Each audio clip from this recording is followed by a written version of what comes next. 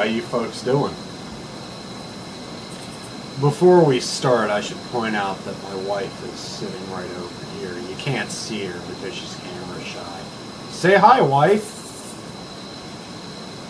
Hi.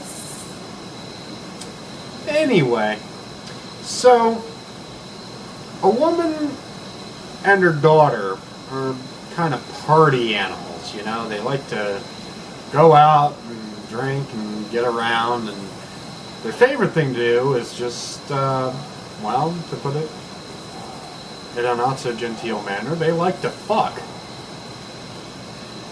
And they do so to the point where they have sex so often that their pussies become kind of loose.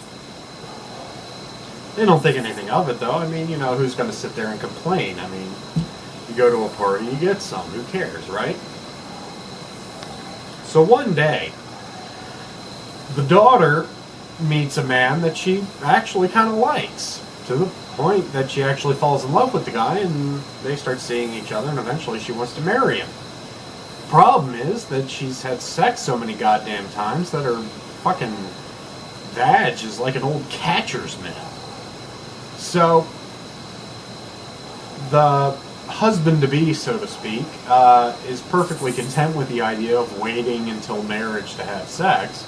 You know, the whole I'm not going to try before I buy deal, so to speak.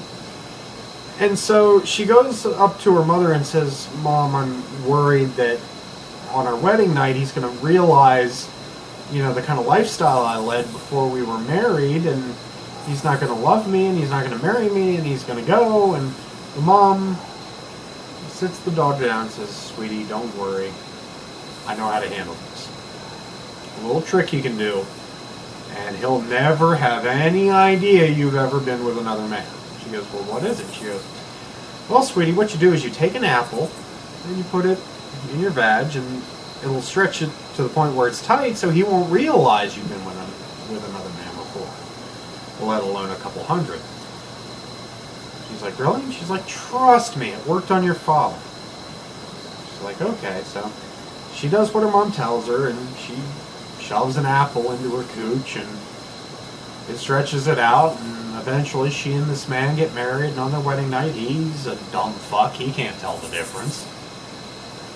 So it works, and she continues doing this for months and months and months. Well, one month, she, before taking a bath, she always takes it out and sets it on the sink to take her bath, and then after she's done bathing, takes the apple, shoves it back in her cooch, and goes throughout her day, and if her husband wants some, he doesn't know the fucking difference.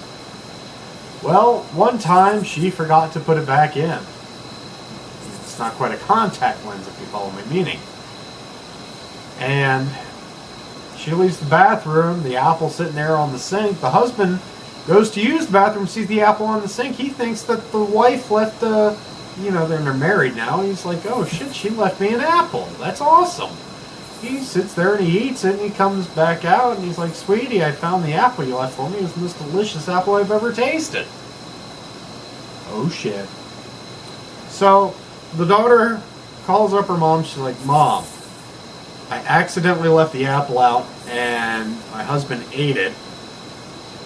Is he going to die? Is he going to be poisoned? What the fuck do I do? The mother's like, oh, sweetie, you don't need to worry. Your father didn't die after he ate the watermelon I left out when he found what I left in there.